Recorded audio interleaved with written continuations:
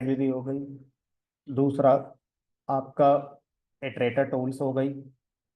तीसरा आपका सिस लाइब्रेरी हो गई। चौथा आपका रैंडम लाइब्रेरी हो गई। पांचवा कौन सी, टाइम टाइम लाइब्रेरी आपकी हो गई। ठीक है। अब एक और लाइब्रेरी है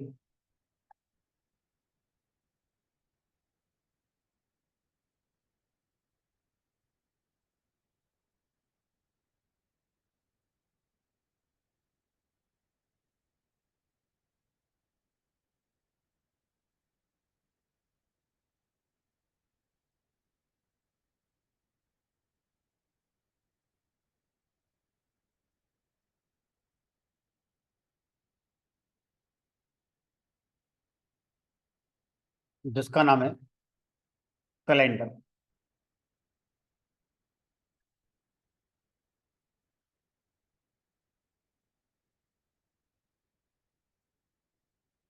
तो जो हमारा कैलेंडर लाइब्रेरी है, ये हमारा इम्प्लीमेंट करती है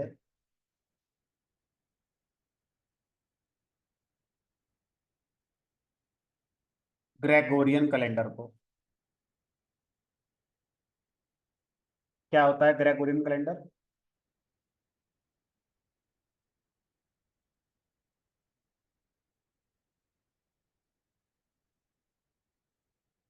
अगर आपसे ये पूछा जाए कि जब ये ब्रह्मांड बना होगा, सूरज चांद तारे पृथ्वी मंगल, तो कैलेंडर था उस समय या इंसानों ने बनाया है? कैलेंडर प्राकृतिक है या फिर इंसानों का बनाया हुआ है? इतना तो समझ आ ही रहा है कि इंसानों ने बनाया होगा। ठीक है। तो कहाँ से शुरू हुआ था कैलेंडर ये? किसको पता चला पहली बार कि ये ऐसे होगा फिर वैसे होगा? क्या है? तो कैलेंडर की हिस्ट्री अगर हम थोड़ा देखें तो ये कहती है कि अलग अलग जगह के जो लोग हैं वो हमारे एनवायरमेंट चेंजेस को ऑब्जर्व करते थे कि क्या हुआ, फिर क्या हुआ, फिर क्या हुआ। तो एक पैटर्न को कैप्चर करते थे कि बारिश के बाद क्या होता है, कब हवा लग रही है, कब मौसम ठंडा हो रहा है, कब धूप ज्यादा निकल रही है। तो पहले कुछ नहीं पता था इंसानों को। इंसानों ने कई सालों तक शुरू में पहले ऑब्जर्व किया होगा, तब जाके उनको एक पैटर्न समझ में आया होगा कि भाई इतने दिन बाद ठंड पड़ती है, इतने दिन बाद गर्मी पड़ती है, फिर धूप ऐसे निकलती है, वगैरह वगैरह वगैरह वगैरह। यानी कि इनिशियली एकदम हिट एंड ट्रायल ही रहा होगा पूरा, हिट एंड ट्रायल पूरा का पूरा। तो अलग अलग देशों में अलग अलग कैलेंडर बनाए गए थे। मैसोपोटामिया, इजिप्ट, रोम। तो रोम के जो कैलेंडर हैं वो वर्ल्ड वालों ने, वर्ल्ड वाइड थोड़ा ज्यादा ट्रेंड हुए, ज्यादा फेमस हुए। तो इसी सीरीज में सबसे पहला जो कैलेंडर रोम के अंदर बनाया गया था वो हमारा लूनर कैलेंडर था। लूनर कैलेंडर कैलेंडर क्या होता है? जो चंद्रमा के अकॉर्डिंग बनाया गया हो कि भाई देखो ये हमारा सूरज है और ये हमारी पृथ्वी है। अब हमारा ये आपका मून है, यानी कि चांद है। अब होता क्या है? होता यह है कि ये हमारा जो पृथ्वी है, ये हमारा सूरज के अराउंड ऑर्बिट करती है, मतलब सूरज के चारों तरफ चक्कर लगा रही है।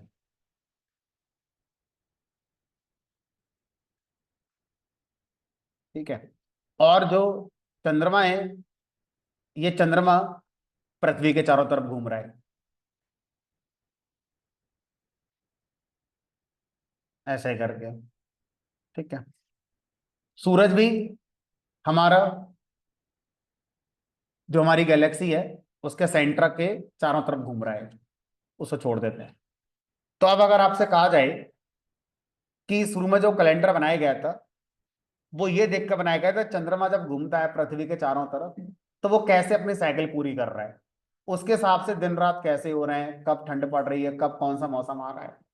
तो वो कैलेंडर जो पृथ्वी और चंद्रमा की पोजीशन के अकॉर्डिंग बनाया गया था, उसको हम लूनर कैलेंडर कहते हैं। तो पहली बार जब लूनर कैलेंडर बनाया गया तो उसमें 10 महीने रखे गए, 12 महीने होते ही नहीं थे। यानी कि इनिशियल जो कैलेंडर बनाया गया था वो 10 मंथ का था।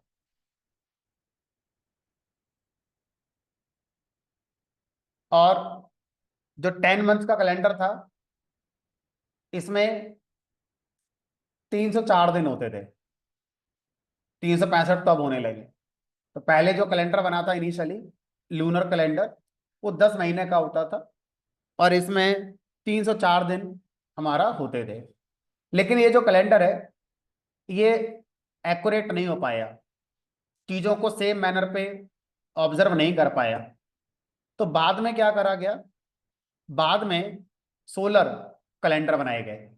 सोलर कैलेंडर का मतलब है पृथ्वी और सूरज की पोजीशन को ध्यान में रखते हुए कैलेंडर को बनाया गया और लूनर कैलेंडर को ड्रॉप कर दिया गया। आज मार्केट में जितने भी कैलेंडर चल रहे हैं वो सब सोलर कैलेंडर हैं, मतलब पृथ्वी और सन को देखते हुए ही हमारा बनाए गए हैं। अब ये जो अर्थ है, ये सिर्फ सूरज के चारों तरफ नहीं घूम रही है, ये अपने एक्सिस पे भी घूमती है, अपने एक्सिस पे भी हमारा घूमती है, ऐसे करके मान लो।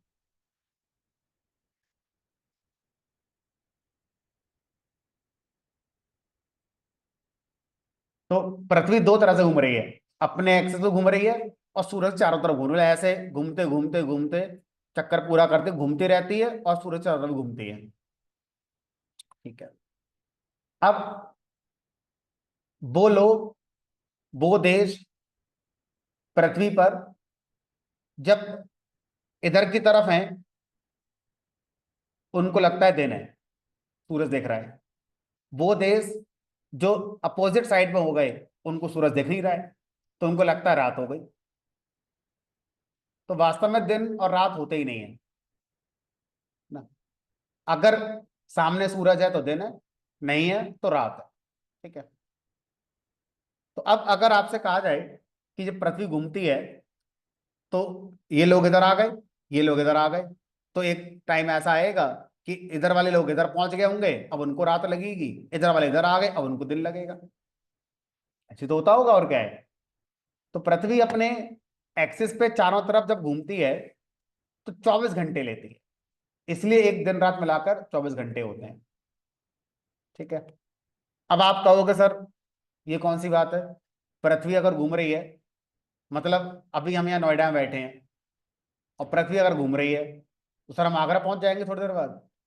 हाँ, आप थोड़ी देर बाद आगरा पहुंच जाओगे, लेकिन सर आप बाहर निकलेंगे तो ताजमहल देखेगा। हमने कहा ये बताओ, आगरा का वहीं बैठा रहोगा? जितनी स्पीड से आप आगरा की तरफ बढ़े, आगरा भी तो आगे बढ़ गया हो लखनऊ की तरफ। यानी कि हमेशा आपके और आगरा के बीच की दूरी कैसी रहेगी, सेम। भाई वो भी तो घूम रहा है, पृथ्वी घूम रही है तो सभी घूम रहे हैं। ये तो पहली बात हो गई कि सर एक ट्रेन ये चल रही है और एक ट्रेन ये चल रही है, अब बताओ दोनों की स्पीड 80 किलोमीटर पर आवर है। अब अंदर जो इंसान बैठा है उसको क्या स्पीड फील होगी, जीरो। 80 की स्पीड से खुद भाग रही है ट्रेन, 80 की स्पीड से एक और ट्रेन चल रही है, उसको तो लगेगा कांस्टेंट है, चल ही नहीं रही है। लेकिन वो बंदा जो बाहर बैठा है उसको पता है कि इसकी स्पीड 80 है। हमारी कहानी इसे बोलते हैं रिलेटिविटी, सापेक्षता का सिद्धांत। बहरहाल, अब पॉइंट क्या है कि सर अगर मंगल ग्रह पर हम, जैसे एलन मस्क कह रहे हैं कि 2050 में मंगल ग्रह पे हम दुनिया को ले जाएंगे पिकनिक मनाने, तो अब ये बताओ, मंगल ग्रह भी तुम्हारे सोलर सिस्टम का हिस्सा है, वो भी घूमता है सूरज चारों तरफ। हमने ग्रह उसे तभी कहते हैं जो सूरज चारों तरफ चक्कर लगाए, उसी को ग्रह कहते हैं, वरना वो ग्रह ही नहीं है। तो प्लूटो के नाम कभी सुना है आपने, प्लूटो को? प्लूटो बेचारा ऐसा ग्रह है जिसने अभी तक चक्कर पूरा करा नहीं है सूरज का। तो कभी उसे ग्रह के सीढ़ी से निकाल देते हैं, कभी लगा देते हैं। क्यों? क्योंकि उसने अभी तक एक चक्कर भी पूरा नहीं करा है, घूम ही रहा है सूरज का, पूरा चक्कर ही नहीं हुआ उसका अभी तक, पता नहीं कितने साल बाद होगा। बहरहाल, तो सर ये बताओ, ये जो मार्स है, ये भी अपने एंगल पे घूम रहा है? हमने कहा ये भी घूम रहा है। तो सर मंगल ग्रह के अपने एक्सिस पे घूमने की जो स्पीड होगी, जरूरी है वो पृथ्वी की जैसी हो सकता है ज्यादा हो सकता है कम हो। तो मंगल ग्रह पर हो सकता है दिन रात 24 घंटे के ना होते हो, ज्यादा के होते हो सकता है कम के होते हैं। जब पृथ्वी सूर्य के चारों तरफ चक्कर लगा लेती है तो 365 दिन लगते हैं, और इसी को एक साल बोलते हैं फिर। और मंगल ग्रह सूर्य के चारों तरफ चक्कर शायद 180 दिन में लगा लेता है, तो मंगल ग्रह पे एक साल 180 दिन का होगा। तो हर ग्रह पर 24 घंटे का दिन रात होगा जरूरी नहीं है, हर ग्रह पर एक साल 365 दिन का होगा जरूरी नहीं है। ये तो डिपेंड करेगा ना वो ग्रह सूरज चारों तरफ चक्कर कितने टाइम पे लगा लेता है। अब बाकी बातें छोड़ो सर, अपने मुद्दे पर आओ, हमने कहा मुद्दे पे आते हैं। तो अब यहाँ पे हमें ये पता चल गया कि अर्थ जब चारों तरफ घूमती है सूरज के, तो जो टाइम लगता है वो 365 दिन लगता है।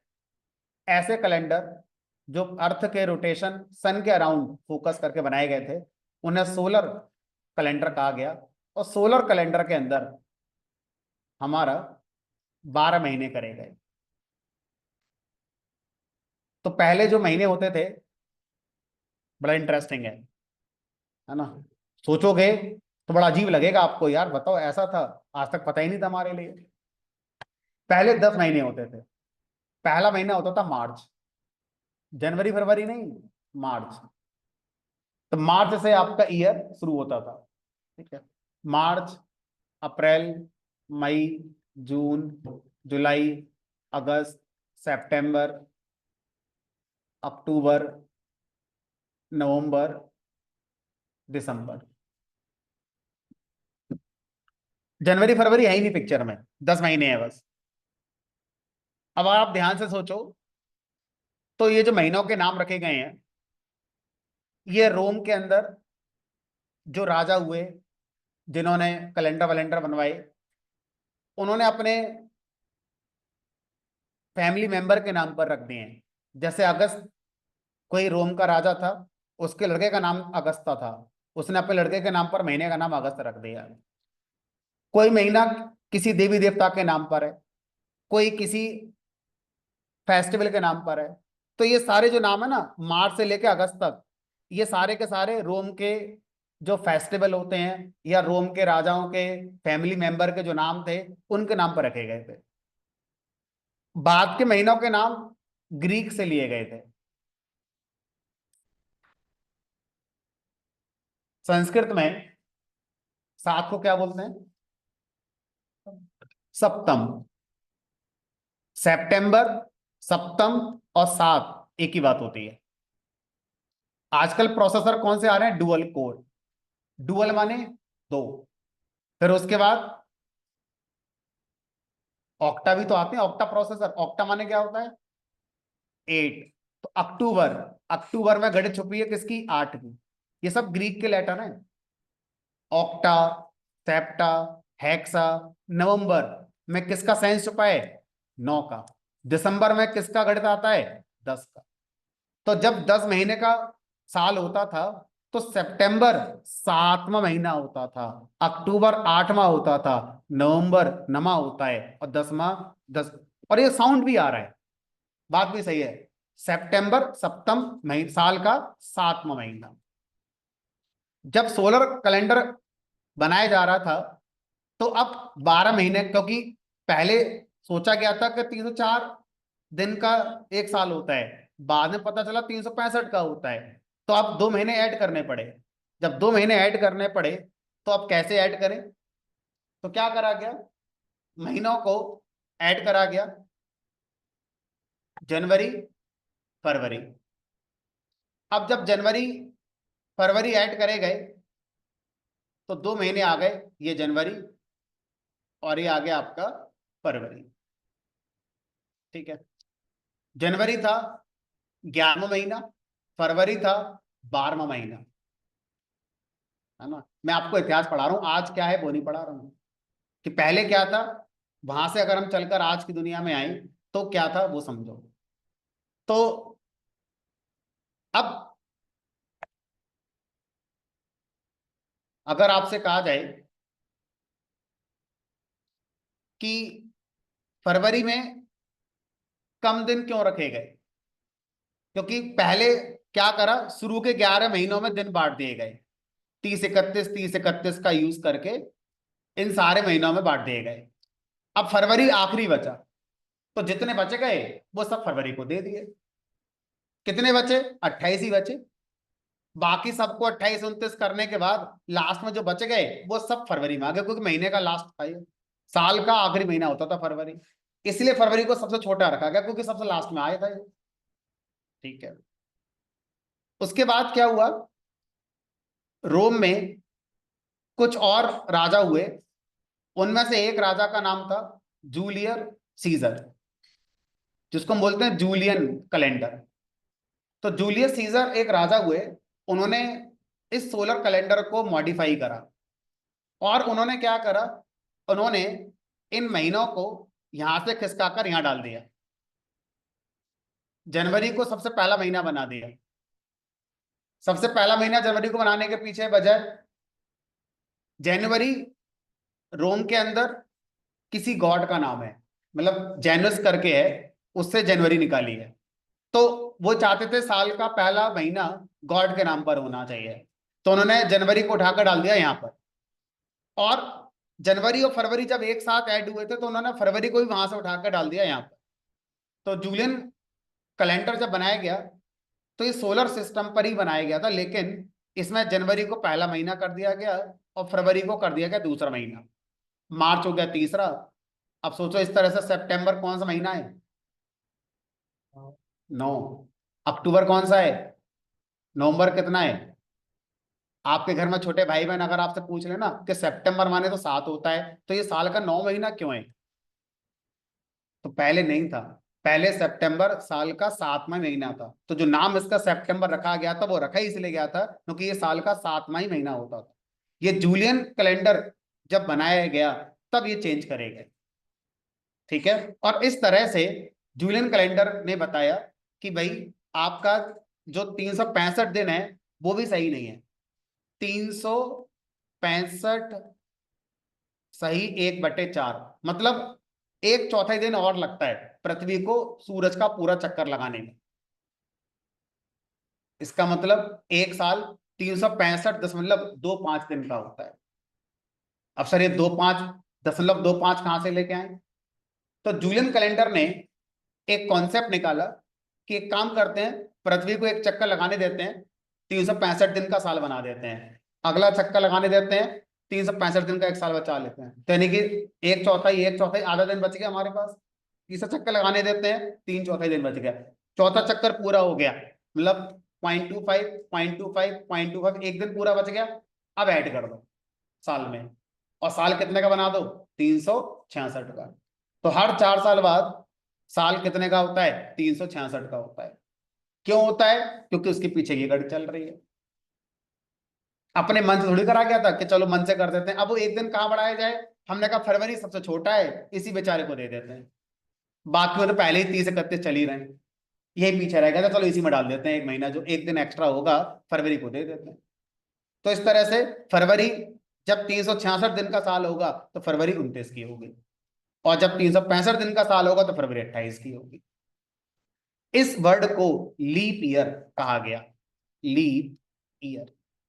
तो लीप ईयर का मतलब ऐसा साल जिसमें फरवरी 29 दिन की होगी और पूरा साल 366 दिन का होगा, उसे लीप ईयर कहा जाएगा। ये जूलियन कैलेंडर 1581 तक चला, हम तो 2000 में आ गए। मैं आपको 1500 की बात बता रहा हूं ये। तो अब जूलियन कैलेंडर के बाद एक और कैलेंडर बना जिसका नाम है ग्रेगोरियन कैलेंडर। ग्रेगोरी एक राजा थे रोम के, जिन्होंने साइंटिफिक अप्रोचेस थोड़ी और बेटर अप्लाई करी। उन्होंने कहा यार ये ना, जो एक पूरा पृथ्वी चक्कर लगाती है सूरज का चारों तरफ, ये गणित थोड़ी सी इनएक्यूरेट है। 365.25 नहीं है, कितना है फिर? 365.242 ये है। हमने कहा बड़ी दिक्कत हो जाएगी अब तो लीप ईयर बनाने में। तो अब जब ग्रेगोरी को ये पता चला साइंटिफिकली कि एग्जैक्ट पृथ्वी सूरज का चारों चक्कर लगाने में 365.2422 समथिंग, मतलब 0.25 पूरा नहीं है, थोड़ा कम लेती है। तो अब सोचो, जब से पृथ्वी सूरज चक्कर लगा रही है और जब से बाकी पुराने सारे कैलेंडर बने थे, तो तब तक तो बहुत डिफरेंस आ गया होगा एक्चुअल। और अब जो कैलेंडर सोचा जा रहा है मॉडिफाई करेंगे उसमें। तो ग्रेगोरी ने क्या करा, एक हार्ड डिसीजन लिया। वो हार्ड डिसीजन क्या करा, उन्होंने 4 अक्टूबर 1582 के बाद 5 अक्टूबर 6 अक्टूबर कराई नहीं, सीधा 14 अक्टूबर लेकर आ गए। 14 अक्टूबर 1582, यानी कि हमारे कैलेंडर में कभी भी 5 अक्टूबर 1582 आया ही नहीं। 4 अक्टूबर के बाद सीधा जब लोग उठे अगले दिन तो 14 अक्टूबर थी, 10 दिन कैलेंडर में थे ही नहीं। क्यों? क्योंकि कैलेंडर मिसमैच हो गया था इस डिफरेंस की वजह से। और इस वजह से ग्रेगोरी को क्या करना था, अपना कैलेंडर एकदम एक्यूरेट लेकर चलना था। बाकी लोगों ने माना कि हाँ बात सही है, क्योंकि 1582-83 में उस समय काफी साइंस इवॉल्व हो चुकी थी, है ना। तो अब अगर आपसे कहा जाए कि ग्रेगोरी कैलेंडर क्या होता है, तो ग्रेगोरी कैलेंडर यही वो कैलेंडर है जिसने ये बात हमें बताई कि आपका जो एक साल है वो 365.25 ना होकर थोड़ा कम होता है। तो इन्होंने लीप ईयर को लेकर भी कोई बात बताई, ठीक है, कि भाई हर 4 साल बाद लीप ईयर आएगा, लेकिन एक टाइम के बाद वो लीप ईयर काउंट नहीं होगा। ठीक है, मतलब लगभग आई गेस 400 साल के बाद जब ये साइकिल आएगी तो उसको लीप ईयर नहीं मानेंगे। तो हमारे सामने वो गणित कभी नहीं आएगी, ठीक है, अगली पीढ़ी निकल जाएगी उसके सामने वाली गणित कभी आएगी। हर 4 साल बाद लीप ईयर आएगा, लेकिन जब ऐसे 400 साल हो जाएंगे तो तब जो 4 साल आएगा उसको लीप ईयर नहीं मानेंगे, तब जाके ही आपका बैलेंस पूरा हो पाएगा। ऐसा उन्होंने एक गणित बनाकर हमें दे दिया। तो इस तरह से आज वर्ल्ड में most of the countries Gregory का दिया हुआ कैलेंडर ही मानती हैं। और कुछ कंट्रीज हमारे वर्ल्ड में, पृथ्वी पर ऐसी हैं जो आज भी जूलियन कैलेंडर मानती। तो जो जूलियन कैलेंडर मानती हैं उसमें 10 12 13 दिन का गैप आएगा, ठीक है। और जो आपका ग्रेगोरी कैलेंडर है और जो जूलियन कैलेंडर है उसमें आज 10 12 दिन का कुछ ना कुछ डिफरेंस जरूर होगा। तो मुद्दे की बात यह है कि हम जो कैलेंडर लाइब्रेरी पढ़ते हैं ये जूलियन कैलेंडर पर बेस्ड नहीं है, ये ग्रेगोरियन कैलेंडर पर बेस्ड है। इसके अंदर जो भी लॉजिक लगाए गए हैं, इसके अंदर जो भी चीजें बताई गई हैं, वो ग्रेगोरी की जो कॉन्सेप्ट है ईयर को लेकर, सोलर सिस्टम को लेकर, ये हमारा ऐसे था एग्जैक्ट।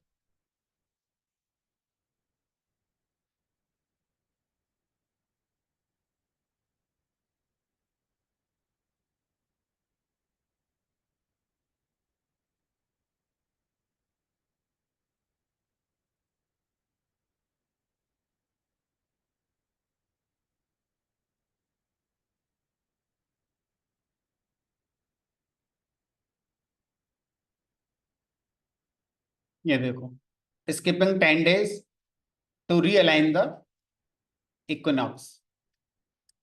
1582 में जूलियन कैलेंडर के अंदर ड्रिफ्ट आया 10 दिन का, उसको हटा दिया गया। उसको हटाने के लिए 4 अक्टूबर 1582 के बाद अगला दिन 15 अक्टूबर 1982 था, 1582 था। 10 दिन थे ही नहीं कैलेंडर के अंदर। हाँ, तो एक ऐसी मैं रील देख रहा था फेसबुक पर, पता नहीं कहाँ, तो उसमें एक बता रहा था कि 10 दिन तक इस पृथ्वी पर कोई पैदा ही नहीं हुआ। उसका कहना का मतलब था ये वाली बात, क्योंकि वो 10 दिन कभी कैलेंडर में आई ही नहीं। तो किसी का भी डेट ऑफ बर्थ 5 अक्टूबर 1982 नहीं हो सकता, किसी का नहीं हो सकता, है ही नहीं वो दिन कैलेंडर में हमारे। 4 अक्टूबर के बाद सीधा 15 अक्टूबर। आगे भी होगा, हमने कहा जब होगा तब देखा जाएगा, जब होगा। तो ये कहानी तो उसने इंग्लिश में लिख कर दे दी, आप घर जाके पढ़ना, बड़ा इंटरेस्टिंग है। इससे पूछना हिंदी में दो भाई।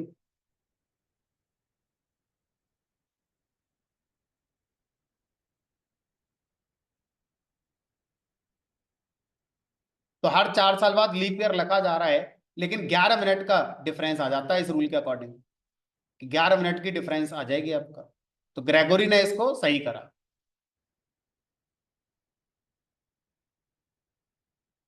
इसको सही करने के लिए 4 अक्टूबर 1582 के बाद सीधा 15 अक्टूबर कर दिया गया, यानी कि 10 दिन हटा दिए गए। चल भाई, घर जाके कोई छोटे भाई बहन पूछे तो अपना ढूंढ ढांड के पढ़ा दोगे। मुद्दे की बात पर वापस आते हैं। अब हमारा जो कैलेंडर मॉड्यूल है, ये ग्रेगोरियन कैलेंडर के अकॉर्डिंग काम करता है। तो अगर आपसे कहा जाए इसके अंदर क्या क्या फंक्शन है, तो पहला फंक्शन है इसके अंदर जिसका नाम है मंथ। ये क्या करता है, किसी मंथ का कैलेंडर लाकर आपको दे देगा, लेकिन किस मंथ का आपको बताना पड़ेगा, कि 2024 के 12 महीने कैलेंडर लाकर दे दो। पुराना लाकर देखो ना, नया पुराना जो भी है सब लाकर दे दे।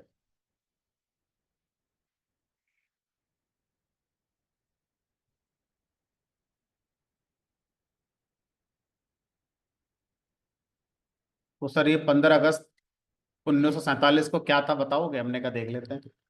1947, अगस्त का मतलब 8 हो गया। ग्रेगोरी में अगस्त मतलब 8, सितंबर का मतलब, सॉरी, अगस्त का मतलब क्या था 8, सितंबर कितना हो गया 9 हो गया ना, ना कि 7 है। तो 15 अगस्त 1947 को फ्राइडे था। ठीक है, तो सर आगे तक का बता देगा, हमने कहा आगे तक का बता देगा।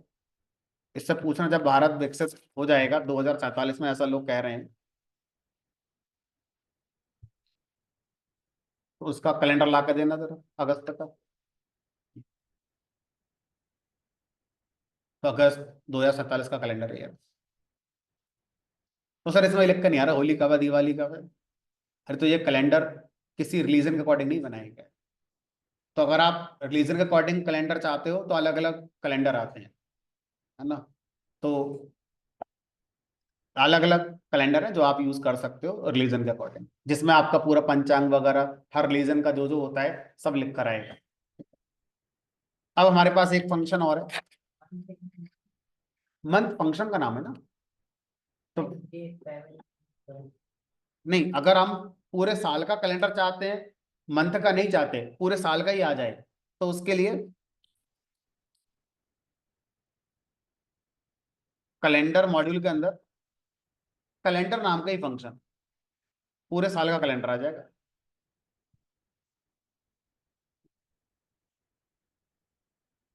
तो फंक्शन का नाम मंथ नहीं है, फिर फंक्शन का नाम है कैलेंडर। तो कैलेंडर मॉड्यूल के अंदर कैलेंडर नाम का ही फंक्शन।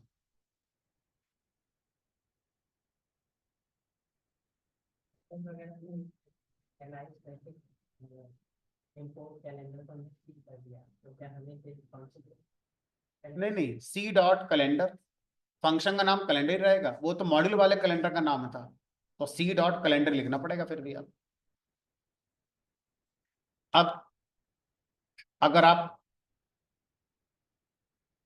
किसी ईयर के बारे में पूछना चाहते हो, लीप ईयर है या नहीं, 2025 लीप ईयर है नहीं, अगर है तो ट्रू, नहीं है तो फॉल्स।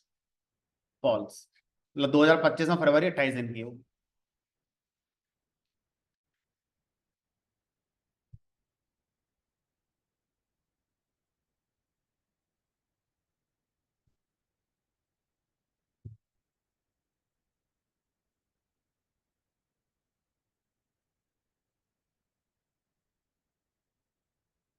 इसमें एक फंक्शन होता है जो 2 साल के बीच कितने लीप ईयर आए हैं उनके बारे में आपको बताता है।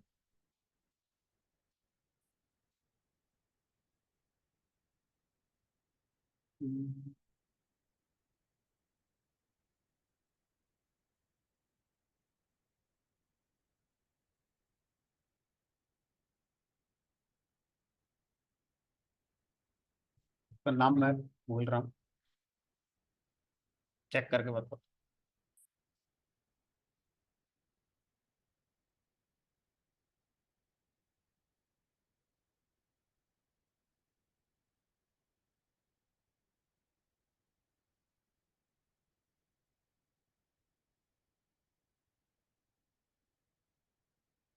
हम्म। Ctrl F। देखना पड़ेगा यार, कभी ट्राई करा नहीं।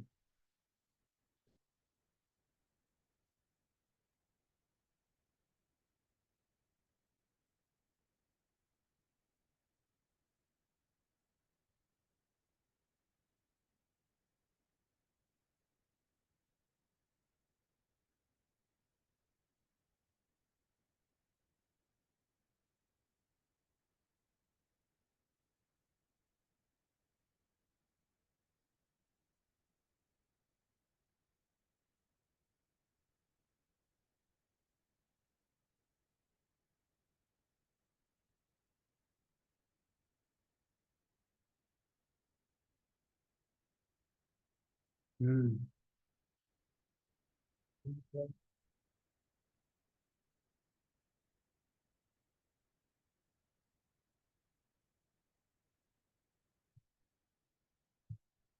ये लीप डेज।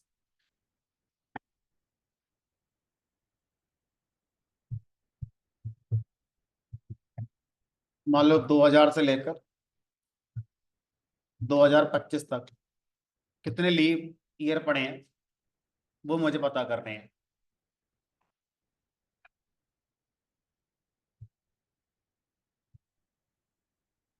7। 2000 से लेकर 2025 तक 7 लीप ईयर पड़े हैं। ठीक है, तो लीप डेज फंक्शन तो ईयर आपसे मांगेगा, और उनके बीच में, दोनों इंक्लूसिव हैं, कितने लीप ईयर आए हैं उनकी काउंटिंग लाकर आपको दे देगा। ठीक है, तो ये कुछ फंक्शंस हैं इसके अंदर जो आप अपना यूज कर सकते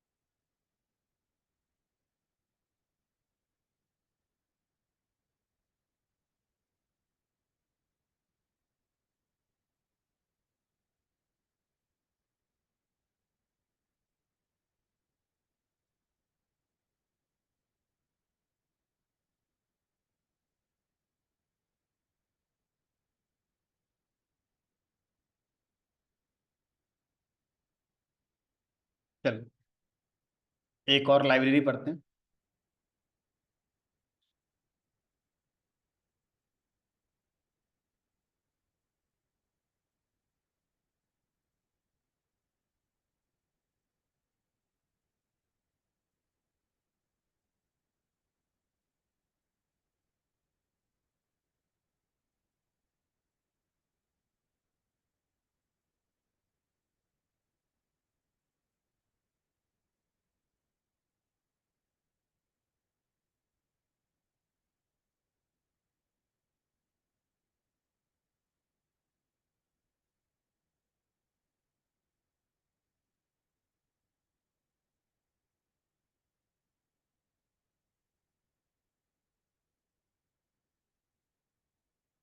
most important library OS library, almost हर प्रोजेक्ट में यूज होती है। नो मैटर कि आप फुल स्टैक में है, डेटा एनालिटिक्स में, एआई में, कहाँ पर है।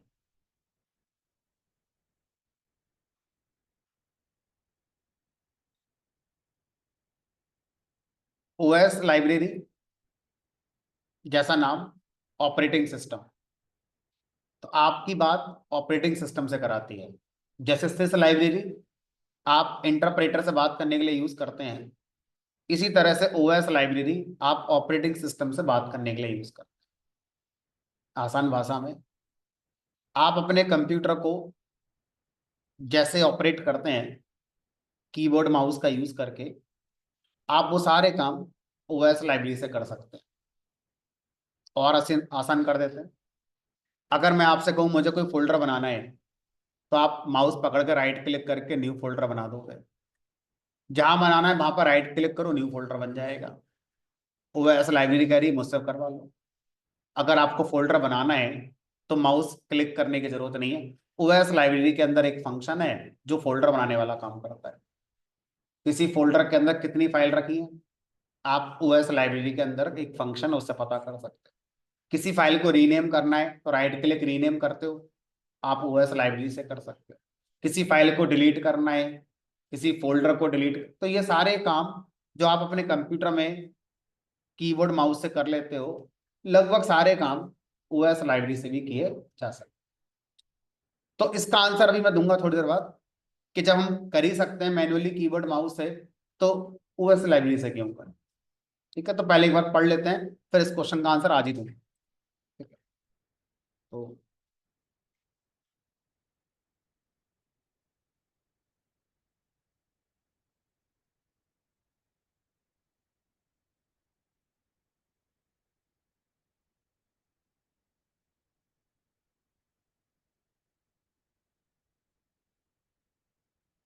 आसान भाषा में, related to file and folder. File delete करना, फाइल को रीनेम करना, फाइल का साइज पता करना, फाइल कब बनाई गई, किसने बनाई, वो सब पता कर सकते हो।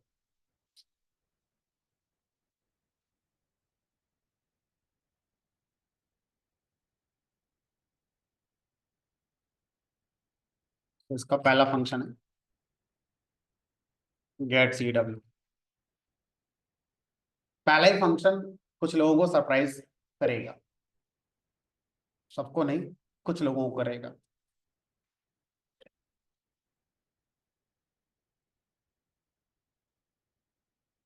मान लीजिए एक अलग प्रोग्राम बना लेते हैं।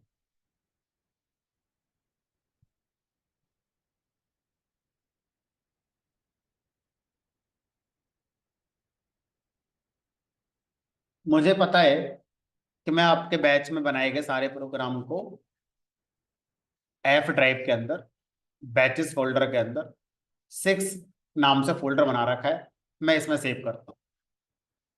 आप में से दो चार जरूर ऐसे होंगे जिनको आज तक यही नहीं पता कि उनके लैपटॉप प्रोग्राम सेव कहाँ होते हैं। वो लिखते हैं और सीधा रन कर देते हैं, जहाँ सेव हो रहा होगा होने देते हैं, उन्हें खुद नहीं पता कहाँ सेव हो रहा है।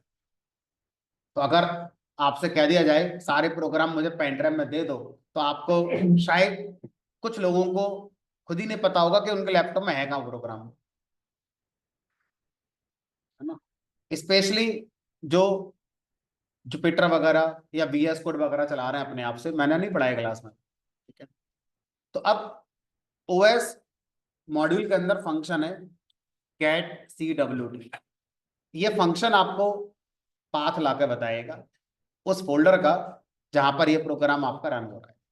प्रोग्राम जहां सेव होता है वहीं रन होता है। तो जिसको आज तक नहीं पता था कि उसका प्रोग्राम लैपटॉप में कहाँ रखा हुआ है, ये फंक्शन आपको बता देगा कि कहाँ रखा हुआ है। इसका आंसर सबका अलग लगाएगा, मेरे वाले से मैच मत करना। मैंने कहाँ रखा है मेरा अलग बात है, आप कहाँ रख रहे हो आपका अलग बात है। अब जो भी पाथ आएगा गेट करके देख लो। मेरे में आया है एफ के अंदर बैचेस फोल्डर के अंदर 6। अब अपना अपना देखो क्या क्या आया होगा। कुछ लोगों को पता भी नहीं हो, अच्छा ये था।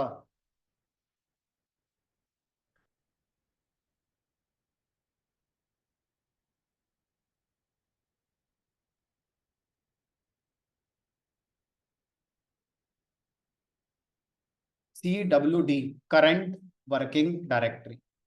करंट वर्किंग डायरेक्टरी का मतलब है वो फोल्डर जहां पर आप प्रोग्राम को सेव करते हैं और वहां पर प्रोग्राम आपका रन किया जा रहा है।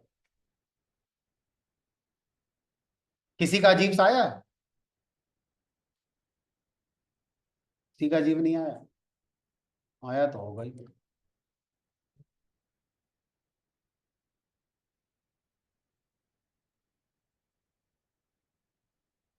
चलो ठीक है, जिसका जो आ गया बढ़िया।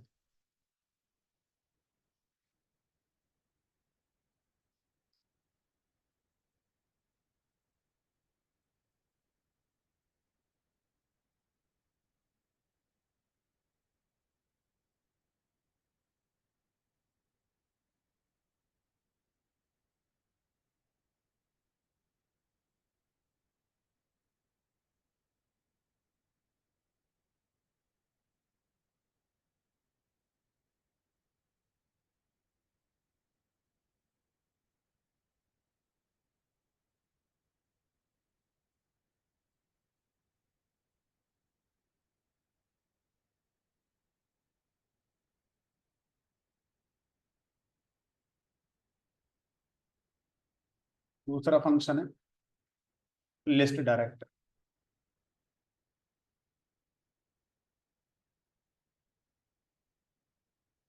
लिस्ट डायरेक्टरी फंक्शन क्या करता है,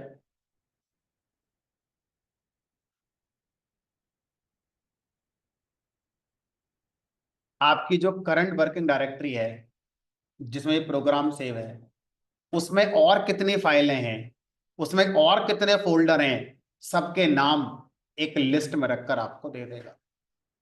तो ये इसका मतलब ये हमें वापस क्या करता है, एक लिस्ट वापस करता है। किस चीज की लिस्ट होगी, नेम्स की। किस बात के नेम होंगे, करंट डायरेक्टरी के अंदर जितनी फाइल हैं, जितने फोल्डर हैं, सबके नाम की लिस्ट होगी।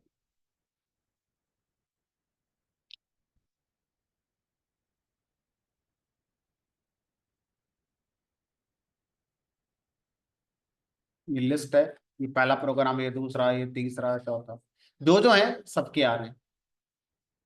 फोल्डर है तो उसके आगे एक्सटेंशन नहीं होगा, सिंपल फाइल है तो उसके आगे एक्सटेंशन कुछ ना कुछ होगा। जो भी है सबके नाम ला कर देगा। कोई फाइल अगर है करंट वर्किंग डायरेक्टरी में तो सबके नाम ला कर देगा।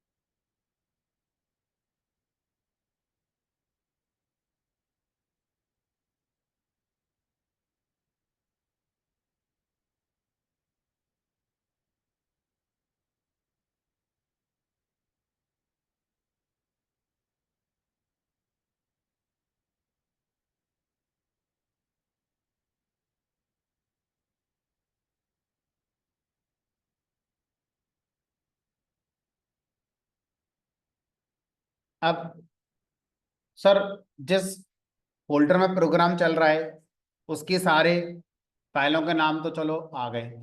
ऐसा नहीं कर सकते कोई स्पेसिफिक फोल्डर है, उसके अंदर कितनी फाइलें हैं, उसके अंदर की डिटेल बताओ हमारे लिए। तो ये कह रहा है ऐसा भी किया जा सकता है। मैं क्या करता हूँ, मैनुअली मान लो सी ड्राइव के अंदर मैंने कोई ऐसे ही फोल्डर बना दिया। मान लो इसका नाम कर दिया मैंने ड्यूकैट, कोई भी नाम से बना दो, कोई दिक्कत नहीं। अब इस ड्यूकैट फोल्डर के अंदर मैंने कोई फाइल रख दी, कोई सी फाइल रख दो जो आपका मन करे। आपके पास कहीं कोई फाइल नहीं है तो बना लो। मतलब एक फाइल मैंने बना ली, टेक्स्ट फाइल सिंपल, एबीसी नाम कर दिया। ठीक है। एक आधा फाइल मेरे पास कहीं पड़ी है, मैंने कॉपी करके यहाँ पेस्ट कर दी। आपके पास है तो कर देना, नहीं है तो कोई बात नहीं। मुझे खुद नहीं पता इसमें कितनी फाइल है, तो मान लो मैंने यहाँ पर 3 रख दी। ऐसे ही अपना दो चार ढूंढ ढांड के इमेज इमेज पीपीटी जो जो है, दो चार फाइल इस फोल्डर में रख लेना। अब मैं प्रोग्राम से पूछना चाहता हूँ इस फोल्डर में कितनी फाइल है ये बताओ। तो उसके लिए हमसे कहा गया कि आप क्या करेंगे, इस फंक्शन को ऐसे यूज करेंगे,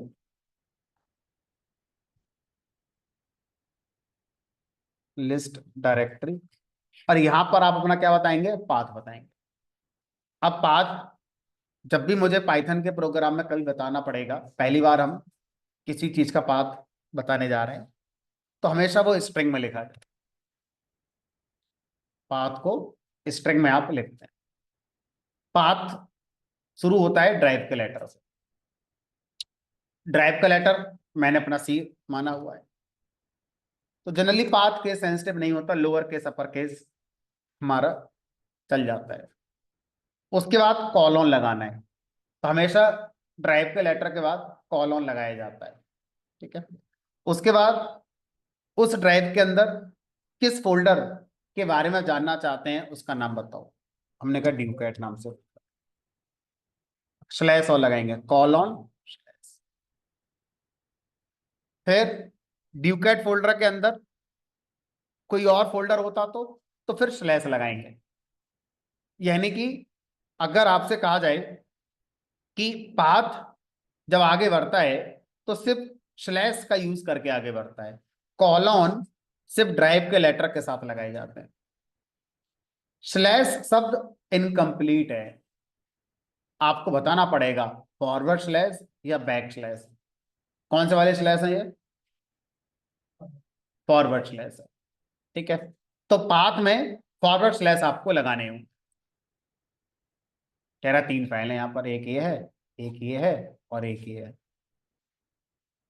आपके में जो होंगी आपको वो लिस्ट देगा लाकर। जब आप कोई पाथ लिखते हैं तो पाथ को लिखने का एक तरीका और होता है कि आप फॉरवर्ड स्लैश की जगह 2 बैक स्लैश भी यूज कर सकते।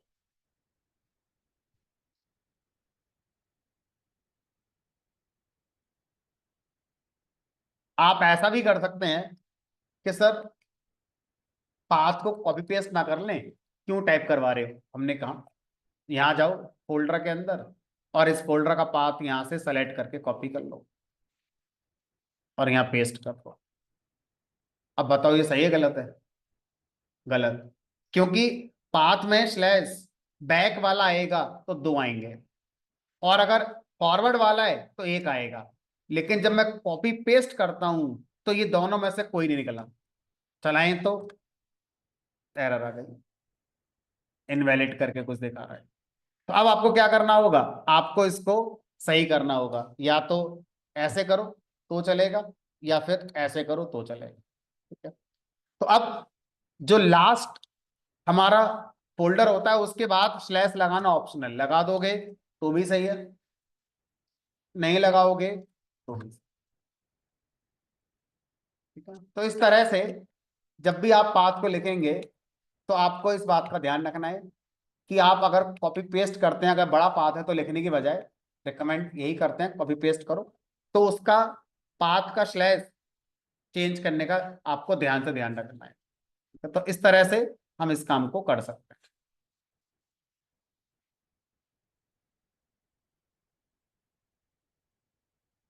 या फिर रॉ स्ट्रिंग यूज करो।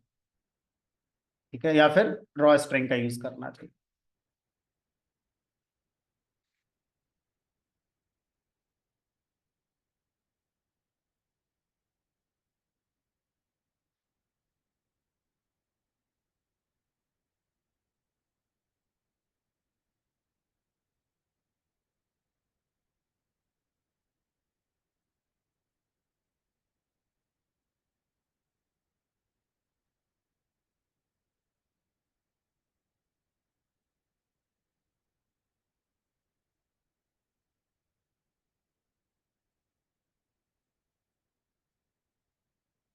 ध्यान रखना, जो मैंने आपको रूल बताए थे, ये पाइथन के प्रोग्राम में लिखने के थे। जरूरी नहीं है जावा वाले भी यही बात मानेंगे कि स्लैश ऐसे लगाओ। हर लैंग्वेज का अपना अपना पाथ लिखने का तरीका होता है।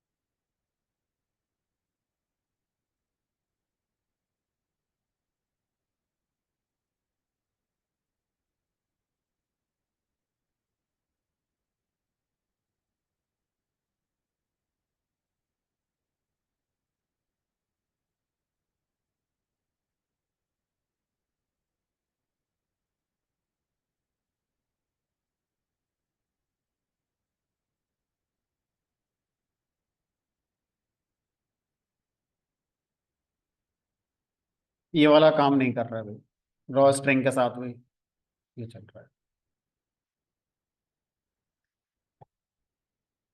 लास्ट में स्लैश नहीं लगाना है, और ऐसा लगाओगे तो फिर एरर दे देगा। इनवैलिड एस्केप सीक्वेंस, इसको एस्केप सीक्वेंस मानना है स्लैश डी को, जबकि ऐसा कुछ होता नहीं है। तो रॉ स्ट्रिंग लगाना है। तीसरा तरीका फिर ये हो गया कि अगर आप कॉपी पेस्ट कर रहे हो तो फिर आपको आर स्ट्रिंग के अंदर लिखना पड़ेगा। ये ड्राइव जो पाथ लिख रहे हो वो स्लैश लगा के।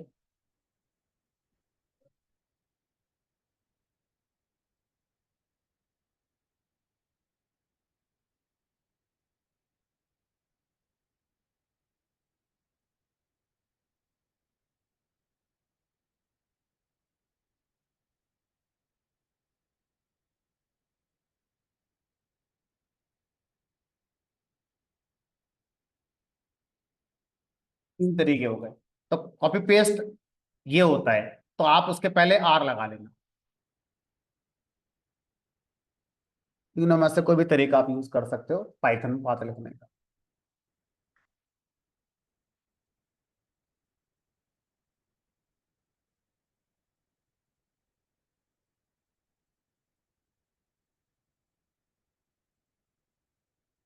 ये हिडन फाइल भी दिखा देता है।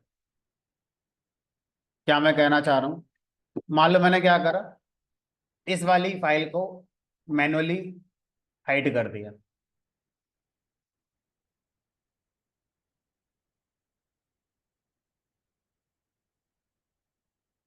अब आपको लगेगा सर इस डुकेट फोल्डर में दो ही फाइल है। तीन थी, मैंने तीसरी हाइड कर दी, है ना। जो मेरा ये फंक्शन है कह रहा है कि मैं सब निकाल लाऊंगा, कुछ नहीं छोड़ूंगा। हिडन फाइल है तो भी निकाल लाऊंगा। तो किसी की पेन ड्राइव में अगर आप ये कहो कि सर फाइल थी, इसमें पिक्चर रखी थी, मूवी रखी थी, रिज्यूमे रखा था, देख नहीं रहा है, तो आप इस प्रोग्राम को पेन ड्राइव का पाथ दे देना। अगर उसमें वास्तव में फाइल है, सब दिख नहीं रही है, तो निकाल कर दे देगा आपके लिए। तो हिडन फाइल फोल्डर भी निकाल कर आपको ये दे देता है। ठीक है। वापस से जैसा था वैसा कर देता हूँ।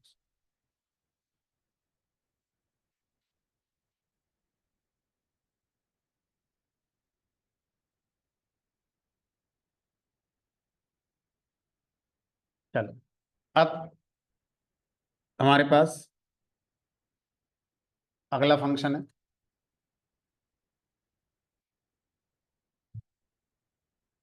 रीनेम।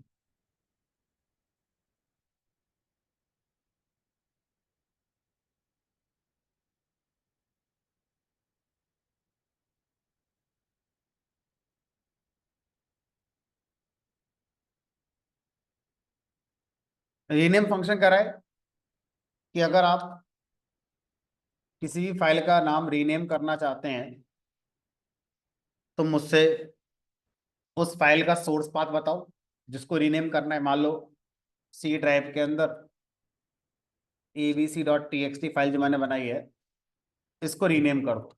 किस नाम से? हमने कहा सी ड्राइव के अंदर ही इसका नाम कर दो। सी ड्राइव के अंदर नहीं था, किसके अंदर था? ड्यूकेट फोल्डर के अंदर। अब इसको सी ड्राइव की ड्यूकेट फोल्डर के अंदर इसका नाम कर दो pqr.txt। तो ये कोड क्या करेगा? इस फाइल का नाम ये कर देगा। देखो यहाँ पर एबीसी है। अभी इस प्रोग्राम को रन करूंगा, आपकी आंखों के सामने है, ये पीक्यूआर हो जाएगा। प्रोग्राम से रीनेम करेंगे, इस वाले फीचर से तो हम कर ही लेते हैं, यही काम प्रोग्राम कर रहा है।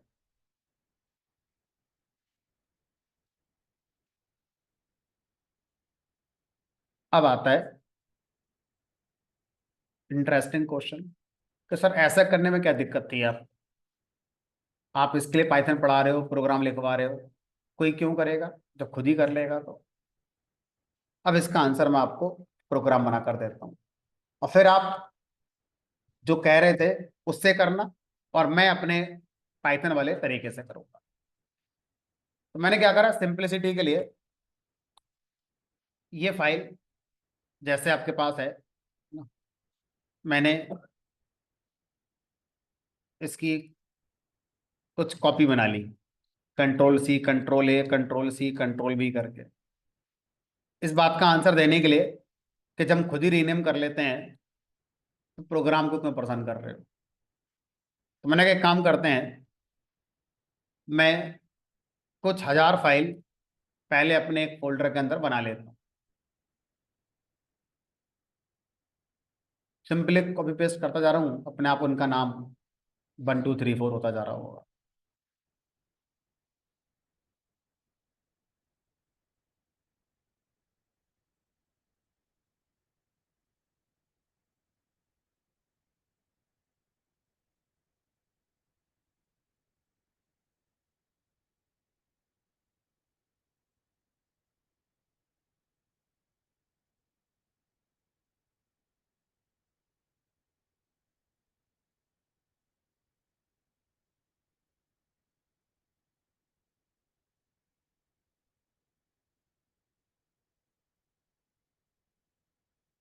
एक आखिरी बार और। तो मेरे पास लगभग 12,000 फाइल है, ठीक है। अब अगर आप 12,000 फाइल को रीनेम करना चाहते हैं, और रीनेम कैसे करना है? मान लो ये क्लाइंट ने मुझे सारी फाइल दे दी, अब मुझे आज रिसीव हुई, तो मैं इन फाइलों का नाम करना चाहता हूँ आज की डेट, फाइल 1, फाइल 2, फाइल 3, ऐसे रीनेम करना चाहता हूँ। एग्जाम्पल के तौर पर मैंने इसको राइट क्लिक करा, रीनेम पे गया, आज है 29 जनवरी, 29 जनवरी 2025, स्पेस फाइल 1। ऐसे दूसरे का नाम करेंगे 29 जनवरी 2025 फाइल 2, फिर तीसरे का, फिर चौथे का, फिर पांचवें का। 12,000 फाइलों के नाम ऐसे करके आपको देने हैं। ये काम आपको डेली करना होता है। कल जाओगे अपनी जॉब में तो कल फिर क्लाइंट से ऐसी फाइलें मिल जाएंगी, और आपको एक सीक्वेंस में उनको नंबर में अरेंज करना है। अब आप मुझे बताओ इस काम को करने में कितने सेकंड लगे मैनुअली कीबोर्ड माउस का यूज करके? कितना, एक फाइल को रीनेम करने में कितना टाइम लगा? 10 सेकंड लगे। 10 सेकंड तब लगे जब पहली बार में आपने सही लिख दिया, कहीं कॉमा रह गया, कहीं स्पेलिंग गलत हो गई, और व्हाट्सएप मैसेज आ गया, किसी की कॉल आ गई, चाय पीने चले गए, सब होगा। एक फाइल रीनेम करने में टाइम इतना लगेगा, लेकिन 100 फाइल रीनेम करने में लगातार थोड़ी करते रहोगे, बीच में उठोगे कुर्सी से, छोड़ोगे, भागोगे। कुल मिलाकर अगर मैं एक एवरेज टाइम लगा लूं, तो एक फाइल को रीनेम करने में 30 सेकंड लगेंगे आपको, सब ओवरऑल। अब कितनी फाइल है टोटल हमारे पास? 12,000। तो अगर मोटा मोटा गणित जो सब जानते हैं, 12,000 फाइलों को रीनेम करना है तो 30 सेकंड एक फाइल को लगते हैं, 3,60,000 सेकंड लगेंगे। आसान भाषा में, भाग अगर 60 से कर लें तो मिनट बन जाएंगे, 6,000 मिनट लगेंगे। इनको भाग कर लेते हैं फिर से 60 से, 100 घंटे लगेंगे।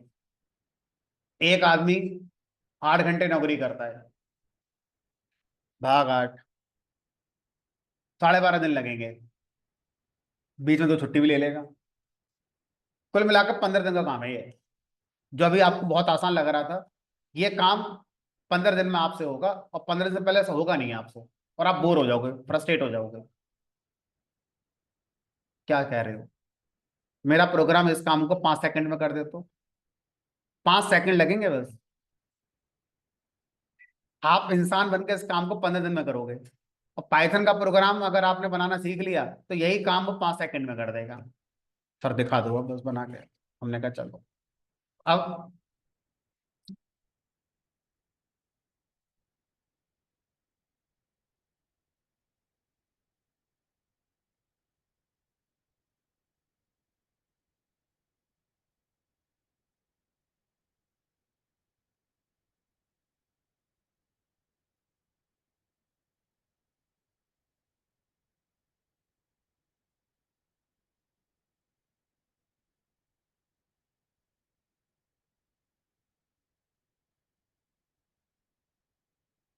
पहले मैंने क्या करा, मैंने उस फोल्डर के अंदर जितनी भी फाइल्स थी उन सबके नेम निकाल लिए, लिस्ट डायरेक्टरी फंक्शन का यूज करके। सी ड्राइव के अंदर व्यू कैट फोल्डर, इसके अंदर सारी फाइल आ गई। अब इसके अंदर मैंने इन लिस्ट पर लूप चलाया, एक एक नाम आ गया।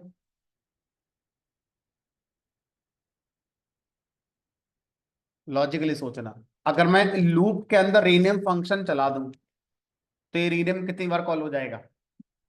जितनी बार लूप चलेगा। लूप कितनी बार चलेगा? जितने इस लिस्ट के अंदर नाम आए होंगे। अब मुझे हर बार सिर्फ क्या करना है, फाइल का नाम बदलना है ना। तो अब फाइल का नाम बदलोगे कैसे? हमने कहा फाइल हमारी रखी है सी ड्राइव के अंदर, ड्यूकेट फोल्डर के अंदर। फाइल का नाम कहाँ से आएगा? नेम वेरिएबल में होगा, और इसको करली ब्रेसेस में लिखेंगे एफ स्ट्रिंग का यूज करके।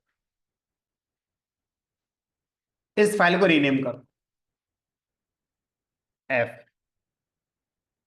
अब इसका नया नाम क्या देना है? हमने कहा नया नाम देना है सी ड्राइव के अंदर, ड्यूकेट फोल्डर के अंदर। कल पढ़ाया, अभी भूले नहीं होगे, ताजा ताजा ही है। टाइम, और अगर मुझे करंट डेट निकालनी है तो टाइम लाइब्रेरी का strf टाइम फंक्शन था, जिसमें %d, %b, %वाई। तो इससे आपका डेट निकल कर आ जाएगी, करंट डेट आ जाएगी सिस्टम की। मैंने यहाँ पर डेट लगा दी,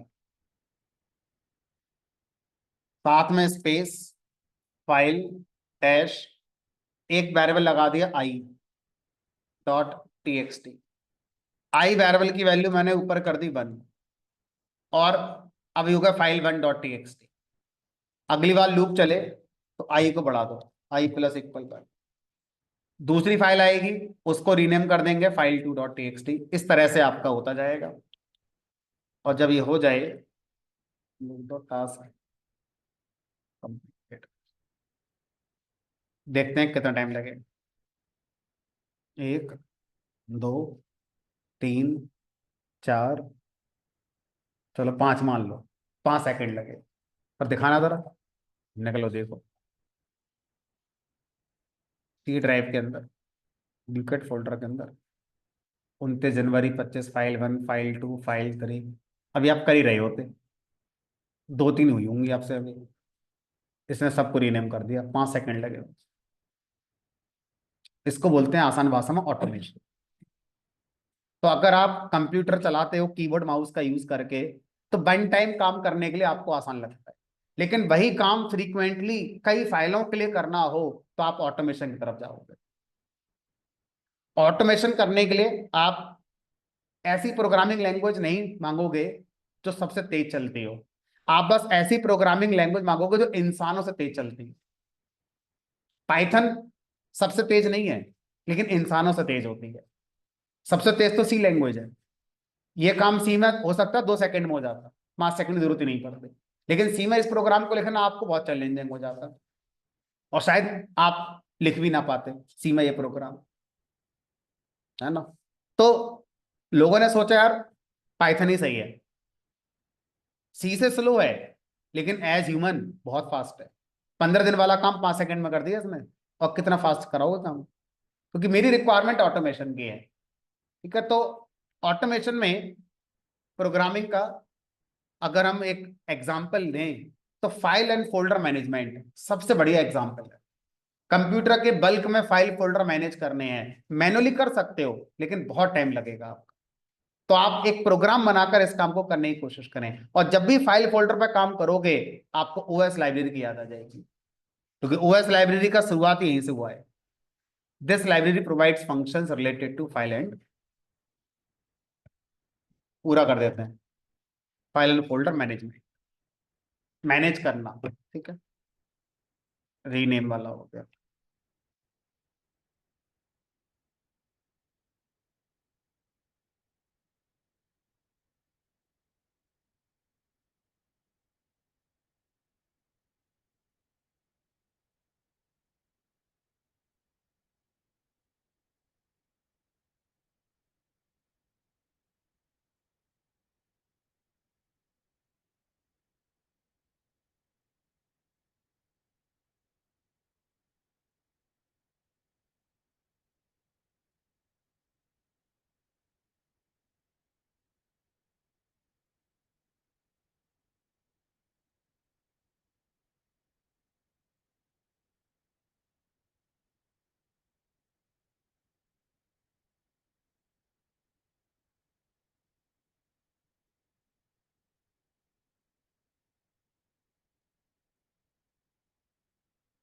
अभी खत्म नहीं हुआ है।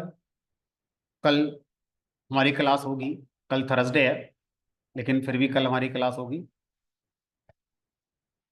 तो कल की जगह परसों ऑफ रहेगा, फ्राइडे क्लास नहीं होगी। तो इस बार थर्सडे और फ्राइडे को स्वैप किया जा रहा है। फ्राइडे ऑफ रहेगा, कल आना है। कल हम ओएस लाइब्रेरी को कंप्लीट करेंगे। अभी इसमें काफ़ी और फंक्शन अच्छे अच्छे जो रहेंगे।